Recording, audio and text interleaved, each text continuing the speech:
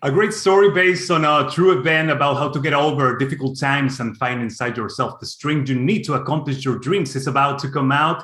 And the movie, it's called American Underdog. And today I'm super, super excited to speak with Zachary Levi himself. Hey man, how's it going for you? Yeah, I'm well. Thank you. How are you doing today? I feel great. I gotta tell you, I was overwhelmed by the trailer. I just saw it yesterday. One can notice there is so much heart put on this project. How was your experience filming this movie? You know, it was very special. It felt very fated. It felt very meant to be. Originally, the movie was going to be shooting at a time when I was unavailable. And even though Andy and John Irwin really wanted me for the role, it wasn't going to happen. And then because of the pandemic, the whole schedule and everything shifted. And all of a sudden I became available for the movie, and we were able to go and, by the skin of our teeth, shoot it in the middle of the pandemic up in Oklahoma. And all of the pieces just kind of, fell together and fell into place. And all of a sudden I found myself being the big screen interpretation of this guy, Kurt Warner, who was a hero of mine, kind of, an icon to me and many of my friends when we were slightly younger versions of ourselves, and he was a slightly younger version of himself, Kurt. But it's this incredible story. I mean, you can't script it. It's this incredible, true sports story, Cinderella saga, and it's full of, as you were saying, lots of heart and lots of faith and perseverance and love, the love that Kurt has for football, but the love that he builds with Brenda and the love that they have for the kids. And it's I think a very relatable story to anyone who has lived through some life and struggled, and we all have on some level, or most of us anyway. I know that there are a few people out there that were born with very large silver spoons in their mouth, but even they have their own struggles. I don't know what those are. I don't know what those particular struggles are. But the point is, to believe in yourself, to believe in a dream that you believe you were given as a child, and to never give up on that, and to keep fighting through, and have this beautiful family really at the heart of the whole saga, is something that I think it's good for audiences. It's good for us to watch stories like this. It's good for our hearts. It's good for our minds.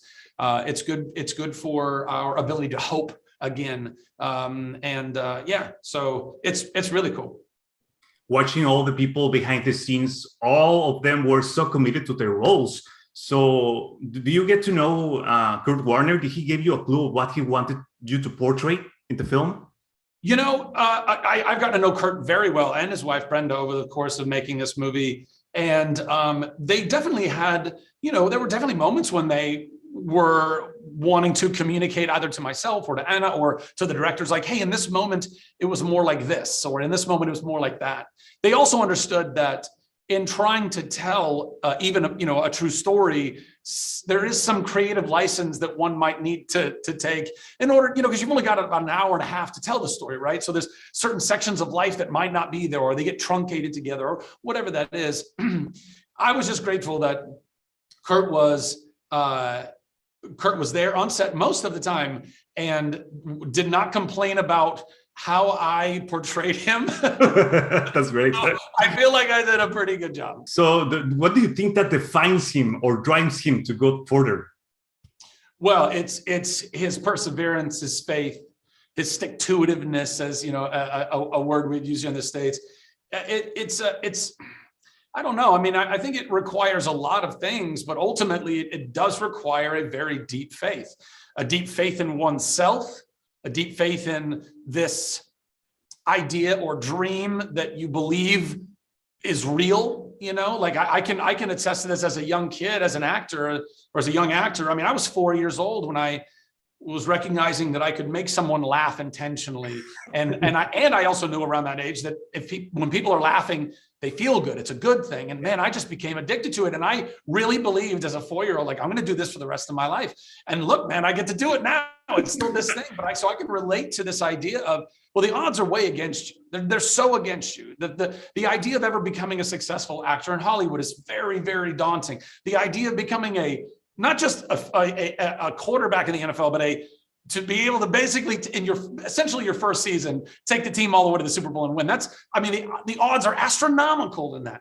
So you have to have a very deep faith in who you are and what it is that you're doing. But also, as we see in this film, Brenda's deep faith, spiritual deep faith, then has an effect on Kurt as well, and his ability to kind of tap into that, into a greater power in God and be like, okay, there's plenty of stuff that's outside of my control, and I just have to accept whatever that is, and I got to roll with these punches and do the best I can with what's in my hands right now, which finally allows him to humble himself enough to be like, okay, I am going to go play arena ball. And then because he played arena ball, he got rediscovered and learned how to play even better football because it moves so fast, and that made him a real weapon in the NFL. So the timing of it all, that requires a lot of patience and a lot of faith.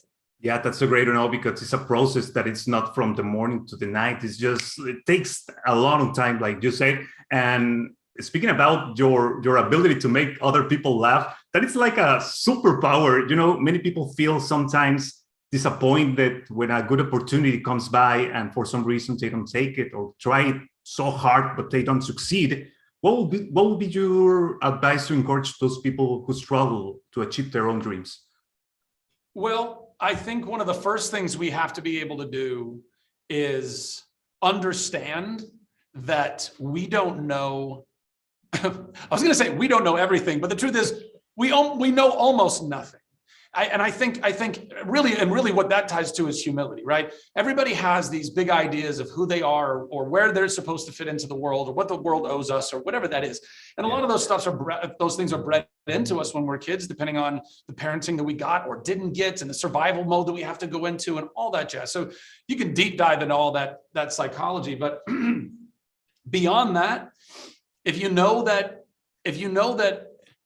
things may not work out the way you want them to, but your life can still be just as meaningful in ways that you might not have ever dreamed they could. If you can get to that place, well, then it's just a matter of working your butt off and working hard and continuing to be, I think, hungry for it. A lot of people are even very talented at certain things. They're very talented as artists or as athletes or things like that, but they get to a place where they're just not hungry for it anymore. Mm-hmm. They almost get a little apathetic because they're so good. It's like, I don't, and you see a lot of these people, they get, in the United States, a lot of people who were really, really good in university and college football, and they get drafted and they go to the NFL. Well, they don't have the hunger, like the fight for it. And you gotta fight for these things. You really do. You got to fight for it within yourself. And if you don't have that hunger and you don't have that humility, then there's a good chance that you're going to constantly be very disappointed. But if you can match those two, the hunger and the humility, and keep fighting and being patient, then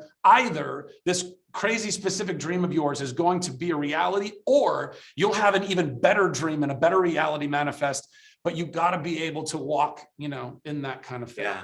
I think it's a great difference between what are you good for or what do you really want, because many people get sometimes confused of that. I'm good at doing this or I'm good at doing that at sports, and that's my goal. No. You have to pursue what you really want, right?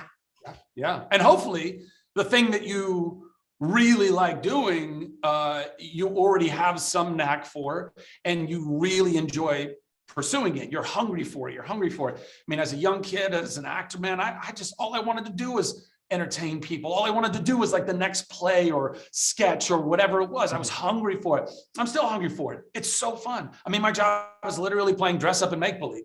I don't know why they even pay us for this, but I'll keep taking the paycheck. But yeah, man, I've always been hungry for it. I'll continue to be. Kurt, from a very young age, he had that hunger. He had it. And so for anybody out there that's feeling like they're stuck or running up against a wall over and over again, remain hungry, but also remain humble and malleable, and know that sometimes we're given a dream because it's supposed to pull us in a direction, but because it's only in that direction that then you learn you're supposed to go a little bit this way or a little bit that way. And then it still pulls you to an ultimate destination that is so fulfilling in your own life and fulfilling for the world, because now you're doing something that's even more beneficial to and adding to, you know, the betterment of the world. Making a comparison, when you know you're playing Shazam, the next movie, and Kurt Warner, they share some kind of characteristics, right? Or share something great in common. Yeah, I mean, look, they're both strong physical specimens, that's for sure. And, you know, and I think both kind of, you know, trying to figure out how to be the leader and the hero that they want to be. And Shazam is still, you know, figuring that out, succeeding a little bit in the second movie, but he's still figuring out how to be. And throughout the course of American Underdog, you know, it's Kurt very much trying to figure out who he is he as a quarterback, who is he as a leader, who is he as a, you know, potential husband and father and all these things. Shazam still got a little ways before he's thinking about being a husband and a father. Yeah. But there's definitely a hero's journey in all of it, for sure. I think there's something very fun about that. So we are super excited and waiting for this movie to come out on December. You know which day it's going to be? December 25th, Christmas Day. 25th, Christmas, in order to celebrate, like, you know, like a great Christmas gift, you know? Absolutely. Absolutely. Zachary, Feliz Navidad, baby. Feliz Navidad. Man, thank you so much. Do you want to say greetings to Mexico for all the people who follow you? Absolutely, absolutely. Hey, to everyone in Mexico and Latin America, I just want to say thank you so much for your continued love, your continued support. We came through with Shazam. You guys were so lovely when we came down to Mexico City. We can't wait to come back again. I hope you enjoy this movie as much as we enjoyed making it. Sending you so much love. Besos, besos, besos.